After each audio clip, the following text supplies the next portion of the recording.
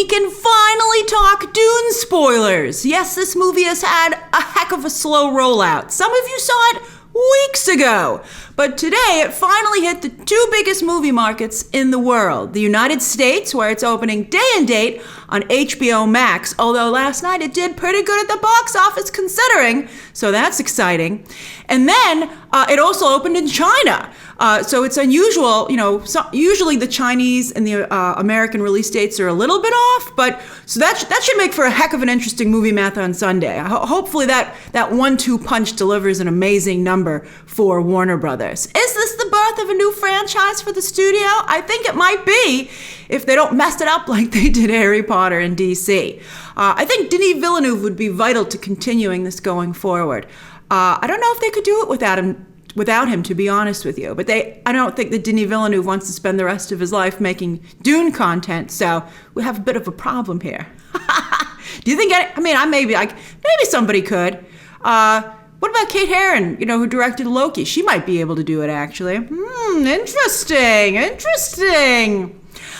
So I'm very happy about this movie. I have two little problems with it, as you know, from my non-spoiler review, which we're going to talk about first, because we can do a little bit more of a deeper discussion about them now that we can talk spoilers. But I just want to say I love the movie. I want to see it again. And I think it's interesting that I think the only true place to see it is one theater on the face of the earth, and that is the IMAX on 68th Street and Broadway. And so, of course, it's doing very good business there, but because it's a pandemic, do you really want to be in a sold-out house? It's an interesting dilemma. But I would describe Dune as like a modern art blockbuster, like something that should be displayed in the MoMA, which is pretty freaking cool. And I think in that regard, I compared Eternals to Avatar creatively, but I think from a you need to see this for yourself perspective, Dune has that quality. Remember everybody went to see Avatar because you're like, you got to see this 3D, man. It's crazy. It's groundbreaking. I think in some ways, Dune has that quality. So that might be helping it at both the box office and on HBO Max. I'd be fascinated to see if they finally get a subscription jump from offering a movie, like a considerable one. Hopefully Warner Brothers will release all that information in the next few weeks and give us some sexy numbers. Very exciting. All right, so let's talk about those two things that I have a little bit of a problem with the movie, and then we'll talk about all the awesome stuff. All right, so I do think it's weird that the movie just abruptly ends. I know that it's only part one, but usually when they have movies that tell a larger story, they still have self-contained arcs. And this does not. It doesn't even cover the whole 1984 storyline, which I guess was, to be fair, the whole book, just like rushed.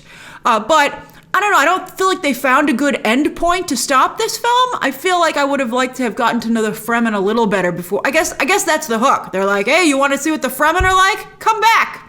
And I think everyone will come back, but the question is, when will we come back? Because they didn't shoot these movies back to back. They weren't sure if they were going to make a sequel, although now they're saying they will. So it's like, well, if you decide to greenlight a sequel before the movie even, although of course studio suits will often say they're going to make a sequel and then they don't always do that. It's just to get you to go. Because they're like, hey, as I've told you many times before, it's this mentality of having the audience feel, I don't want this train to leave the station without me, because it's going to be a long journey. But you got time to see Dune Part 1, because again, they didn't shoot the two movies back to back, and they're going to have to find time and everybody's schedule to come back. It's going to be really difficult, and it's going to take a couple of years for them to make another one. I also thought a bit of a problem with the movie was that some of the coolest elements from the trailers are just teases for part 2 in the movie itself. Like, you saw the whole cool element. Like in the trailer, it made you feel like those were parts of larger cool sequences in this movie. And it's like, no. You're having a Paul Atreides vision of part 2 as well, because that's basically what he was watching, a trailer for part 2 in the film as well. Like the golden armor mask comes up and it's Timothee Chalamet reveal, and they're all hiding in the sand, right? That's very cool, but that's it. You saw it. Riding the Sandworm. I'm surprised that they showed that in some of the trailer spots, because riding the Sandworm is like literally one of the two most important end visuals for this film. So it's like you literally showed the end of the movie in the credits. I would think that would be a reveal you would save for theaters, especially since you're ending the movie so abruptly. Throw the audience a bone. And then also when they return to Caladan and the wind is in their hair and they're looking at the back of the ship, they're like, space tailgate party. That's like all very cool. All these things are cool. But again, you're like, oh, so that's just for the next movie. All right. They do a lot of world building here. And I love good world building, as you know. So, I mean, I still enjoyed the movie very much. Then I just want to address the white savior issue. Now, first off, nobody seems to care. I don't see any discussion of that anywhere on social media, so looks like it's going to be just fine. But I do feel, I think that these things are important to still point out. Like, some of you are like, well, the book is about how he ends up not, it's a negative commentary on the white savior trope. But it's like, so what? So Paul Atreides is going to end up being like a dope or being, very damaging?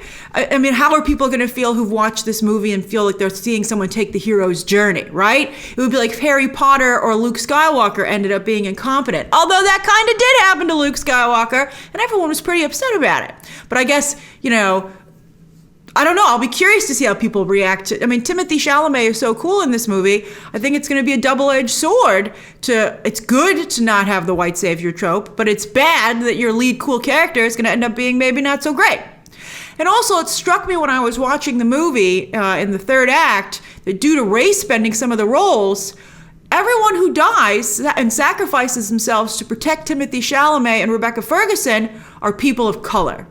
And I thought, that was maybe, again, it's just the first half of the commentary of this story, so that's important to keep in mind. But the optics on it were not great. Like Duncan Idaho. Also, I don't know. I mean, I guess it's a different time when people are sacrificing themselves for their leaders, right? Not someone you're related to. So I guess, that's something that's, interesting to try and connect with as well. But Duncan Idaho, I'm like, why don't you just close that door and you guys escape? Why does someone have to hold off those guards? I don't think he bought them that much time, especially since Timothee Chalamet was trying to get to him. So I'd be like, come on, Duncan, let's just go.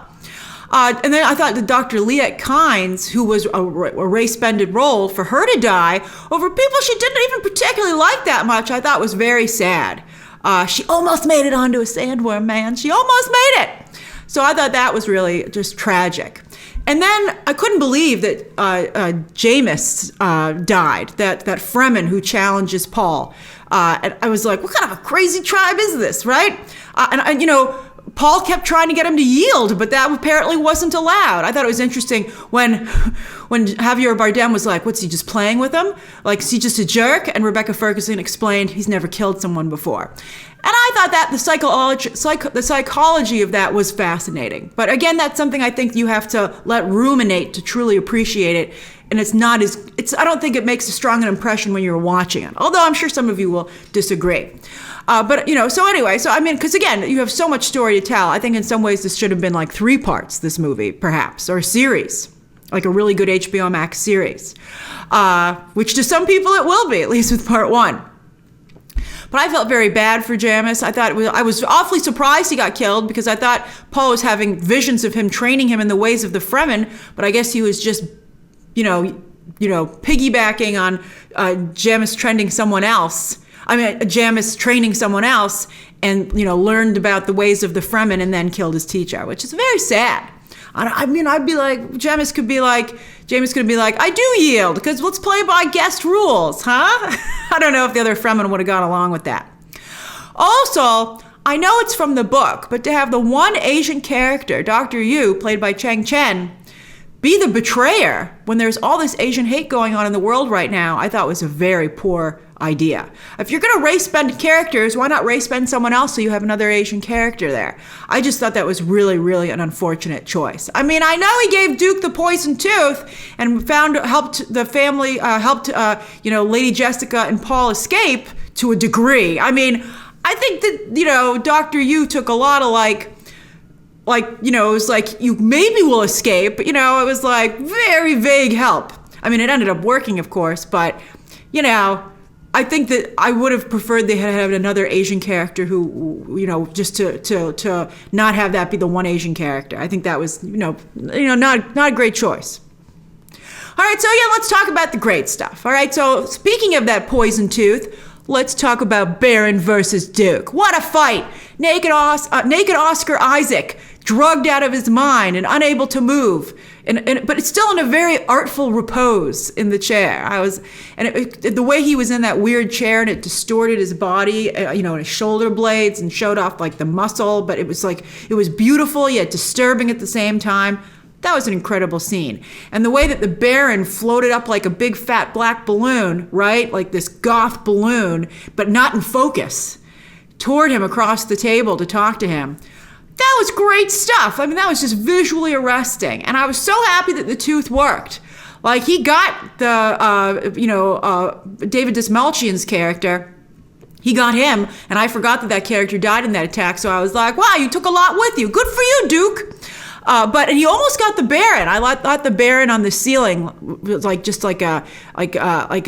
wouldn't even say an animal, like a virus or a disease clinging to the top there, like an amoeba. Was really also like really just visually striking. So often during this movie, strong visuals and sound design distracted from things that didn't quite work, I think, from a story perspective, that weren't made totally clear. So I thought that was just such a visually arresting, I don't know totally what I'm looking at, but it is mesmerizing. So I thought that was just phenomenal. Then I also think the attack on Atreides was, the House Atreides, attack on the House Atreides. And while that was happening, as both the Harkonnen and the Sardaukar, the Emperor's elite forces, descended on House Atreides, I was like, wow, you really disliked House Atreides. Like, and I thought that was cool that the movie made that point. You were like, wow, what did you guys do that you don't seem to have a friend in the Empire? And why didn't they have a friend in the Empire? Not a single person tried to even warn House Atreides. That's incredible. I would have liked to have known maybe what they did. Maybe the Duke just wasn't a very good leader, which I kind of got that feeling. But I don't think it was established well enough. I was like, wow, you guys, and especially because their troops kept going like, Atreides, and, saying their name. I was like, you're beloved by your forces. But boy, they were hated by everybody else. That was just incredible. Also, I wondered why the House Atreides soldiers didn't armor up when they were ambushed. They were like running out there in their pajamas. Josh Brolin's like, everybody get to the ship, so anything with guns take to the skies. And I'm like, maybe should have stopped by the armory and put on our armor and gotten our weapons. I think that would have helped tremendously. I was like, you guys are not ready to fight. And I thought that Duncan Idaho's escape in that Dragonfly helicopter was really cool, especially since he had to make another loop that he couldn't quite get out. And the way that laser from the above ship was trying to get him but kept missing, that was a really edge of your seat sequence, which I thought was really cool. And I loved it. And by the way, those Dragonfly helicopters, the way they would you could turn off their rotary blades or their Dragonfly wing blades and have them kind of like do a dive. Like they did that several times. I was like, that is very cool. I just thought those were fantastic. All right, let's talk about the shields. I liked the shields a lot. I liked having them on the ships. I know some of you were like, these are only supposed to be personal shields, but if you have that kind of technology, why wouldn't you put it on the ship? So I thought that was neat. I liked that. And I liked that, of course, like all sci-fi shields, they can only hold for so long. Shields are at 70%. I mean, we know that very well. But I liked the addition here that they could be penetrated by special weapons or a slow blade. I think this whole franchise's emphasis on this patience and stealth over strength and brute force is really, really fascinating. We'll talk about the Bene Gesserit in a moment, but I loved that. I thought that was a great idea, that if you're like a ninja and maybe I would have, Josh Brolin's role should have been an Asian actor. I think maybe that would have fixed things. I think that would have been great. All due respect to Josh Brolin. But that stealth, I think that would have been great. Although Josh Brolin's character did have a great line when he was training Timothee Chalamet, and Timothee Chalamet's like, I don't really feel like it today. And Josh Brolin's like, oh yeah, because you only get attacked when you feel like it. I mean, I thought that was great. I liked his teachers quite a bit. Now, Paul, of course, didn't have his shield on when there was the assassination attempt. Now, that made a big impression on me when I watched the 1984 movie about a year or so ago. Horrible movie, but the first act's pretty good. And I thought that was a cool sequence even there. But it was even better in this movie. Having Paul hide in the tree from his textbook. I love that the textbook was like real life like life-size projection. I was like, what a way to learn. It was so cool. And the way that he hid in the tree and the cinematography with his eye there. I mean, it was just really phenomenal. I loved that sequence. It was, again, hypnotic. I was confused as to how the assassins got in there. I mean, it was a cool shot when you saw them revealed in the wall, like they were sealed in there, but it all happened so quickly that I was like, of course, the Hitchcock rule of 3, if you really want your audience to understand something, you have to repeat or demonstrate it 3 times. A good example of that, if you are interested in filmmaking, is Alfred Hitchcock's Strangers on a Train. But they don't like, things are only done once here, and you're like, I guess that'll help with repeat viewing maybe. But that still was a very cool sequence. Then the Bene Gesserit. I like these Bene Gesserit quite a bit. Charlotte Rampling, always a treat. So well used here. And I like that they only have their own interests in mind. They are not an altruistic group. They're their own political organization. I like their negotiating in that cone of silence, literally with the Baron. And then, of course, the Baron was, I don't know why anyone would take the Baron at their word, but I don't think Charlotte Rampling actually really cared all that much, to be honest with you. I thought it was funny when they showed up in the rain and their robes were like, getting soaked, I'm sure, in the wind. I was like, you guys need some kind of raincoats or to park closer to the house.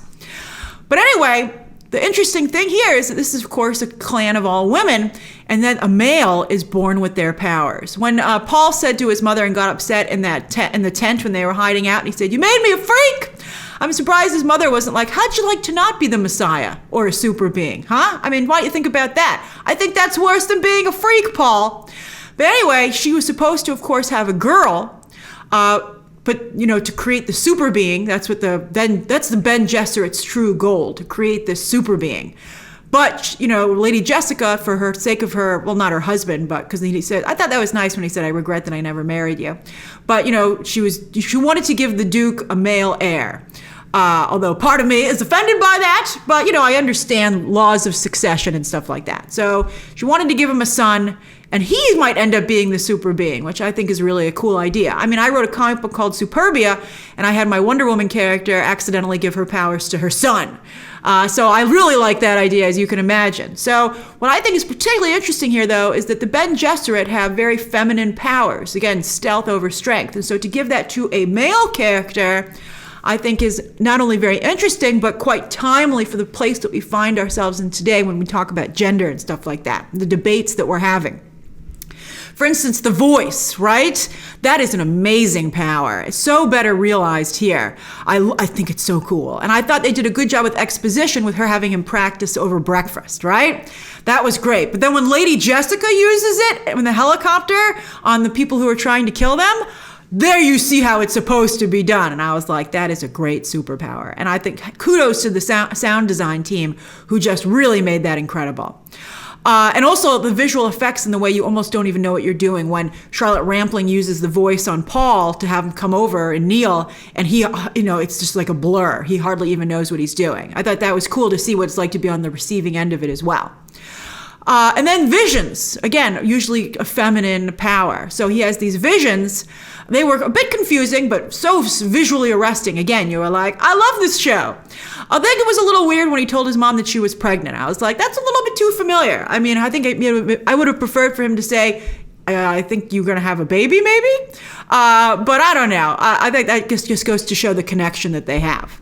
And then also I liked the idea that the Messiah would be someone in the prophecy who would blend in, who would take to the customs of his new world or the new world they were in as if they were born there. Because he knew not to tuck in his cuffs. But I liked that. I thought that was really cool.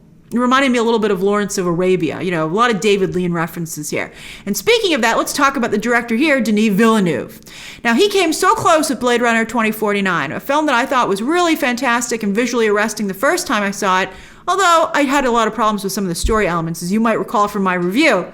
But I could see how it was boring the second time around that I went to see it. It had real pacing issues. I know a number of people walked out on that movie. I don't think anybody would walk out on Dune. Although I did see someone say they almost fell asleep, one of you tweeted, if not for Hans Zimmer's score. So I'm curious, what do you think of the pacing issues of this film?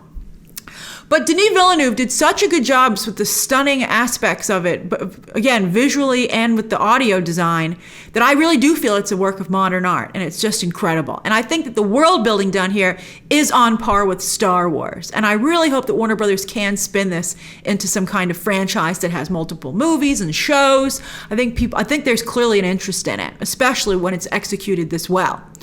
I also love the idea of Arrakis versus the Empire, and I think that again, that's why it reminded me a bit of Lawrence of Arabia, this very exotic world that you're only the tip of the iceberg, and how they're dealing with all these colonizers. And I think that stuff's all very, very good. There's just so much to explore here. I don't even know if it can ever be done properly in a movie versus a show.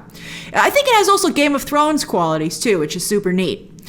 So some things, though, Denis Villeneuve did not do a good job getting across. For instance, the Mentat human computers. I bet you if you don't know Dune, it would be almost impossible for you to realize that was the powers of these two individuals.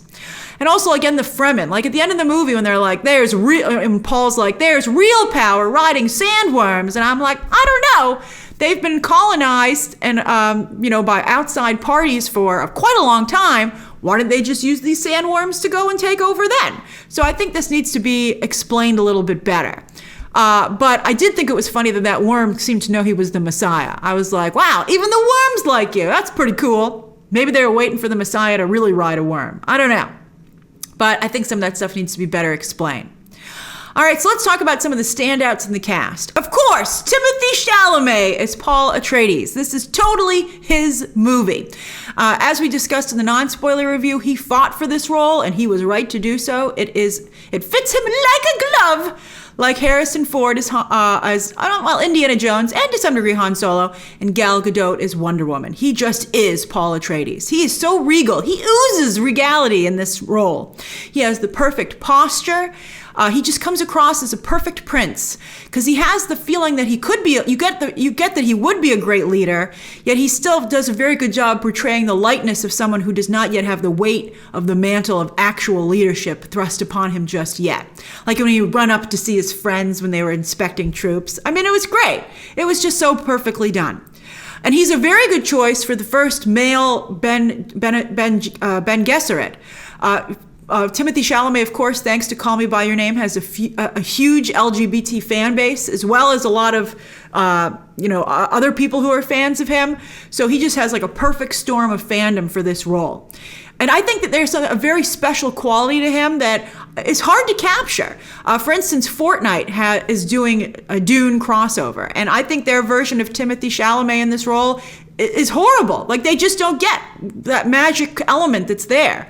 So I think I'm very excited for Timothee Chalamet to move into leading roles. In the past he's been, a co-lead or supporting, but for him to move into lead with this and Wonka in highly stylized projects, it's very exciting. He has a little bit of a Tim Curry quality, I think, just a little bit. He's like what Ezra Miller could have been, right? Because they have a similar bone structure. I just hope he doesn't copy. I think he's trying to copy Johnny Depp a little bit in the choice of projects, but he has a very different quality than Johnny Depp. I hope he makes his career his own because he's very, very unique. He's a striking actor. And I think some of my favorite moments from him are his quietest moments, which again is why he's so perfect to play a male character with or traditionally female powers, right? Like when his father says to him, you don't, all you need to be is a son to me. That's all I've ever actually wanted from you. And the kind of like little laugh of love that Timothee Chalamet does is incredible. I mean, really, really, he is a master of subtle acting, which makes him perfect for the screen because of course that's where those things are felt the most prominently because you're so close. Rebecca Ferguson is Lady Jessica. This might be her best role to date. She not only is fantastic, Ben Gesserit as well, but she looks so much like Timothee Chalamet that and they did a lot of work as actors to have that bond as a mother-son that you really feel it. And that's of course so integral to this story. I thought that was great. I loved it. Them trying to escape together were just thrilling sequences and you felt the danger and the fear, but yet also the power that they wielded. It was really cool. So then Jason Momoa is Duncan Idaho. Not having facial hair totally changes his look. He does a great job. I liked him being the bridge to the Fremen. I thought that was great. I would have loved to have seen that, to him reaching out with them. And I thought he totally blended with the movie. Unlike Dave Bautista, who, as I noted in my non-spoiler review, so far has stuck out like a sore thumb. I felt that Jason Momoa was Duncan Idaho, and I felt like he was a part of this movie. And I liked his bond also with Timothee Chalamet. Then, while they had very small roles, I have to give a shout out to Javier Bardem as Stilgar and Zendaya as Chani. First off, with Javier Bardem, his first meeting with the Duke was just absolutely perfect. He was not in a position of strength when he walked into that throne room, for lack of a better word, but he carried himself perfectly, not only as an actor, but as a leader who would very well navigate that situation. I thought it was hilarious when he spit on the desk and they're like, no, that's not an insult. That's the gift of his moisture. And you're like, well, I'm glad that it came out of that end. But it was funny. It was great. He did a great job. I liked his negotiations. I liked that he felt that he had no way that he could take on these invading forces, even though Paul seems to feel differently. But I really thought that his Stilgar felt like a great leader, was doing the best job that he could under the circumstances. I thought that was great. And then Zendaya, as I said, she just seems like not only an ethereal, but also at the same time very grounded. And that's a cool thing to be able to convey. She radiates beauty and likability. I mean, she is just so well cast here. And I like the lines that they gave her. I like that she felt that Paul was going to die for sure, so she gave him a good weapon to die with. So she's like, I don't want you to die without a good weapon. And he's like, thank you. I thought he handled that situation well. He didn't go all blubbering and be like, the woman of my visions. He was like, what's up? I thought it worked out very well. And I also want to give a shout out to Benjamin Clementine, who was the herald of the change at the beginning of the movie, the Emperor's representative. Talk about striking looks. He just looked fantastic. And so the final thing that I want to note on is that I thought that all the royal and military scenes here were done very, very well. There's been a trend in cinema because of Vietnam and other conflicts to focus on the horrors of government and military might. So to focus a little bit more on the grandeur that was focused on in classic movies is a very interesting thing to see in a modern film. And I think that it makes for as arresting a film as those previous films did. And I hope that Dune, when the story is complete, will be a good mix of the grandeur and the horror of these situations. So I'm very curious to see what part 2 will entail. And I wonder how long it's going to take for us to get it. All right, so what did you think of Dune? I'm so curious to hear your thoughts and your favorite elements down below. Did you think anything didn't work? I'm curious to hear that as well. Subscribe today. And of course, as always, you can check out some more videos right now.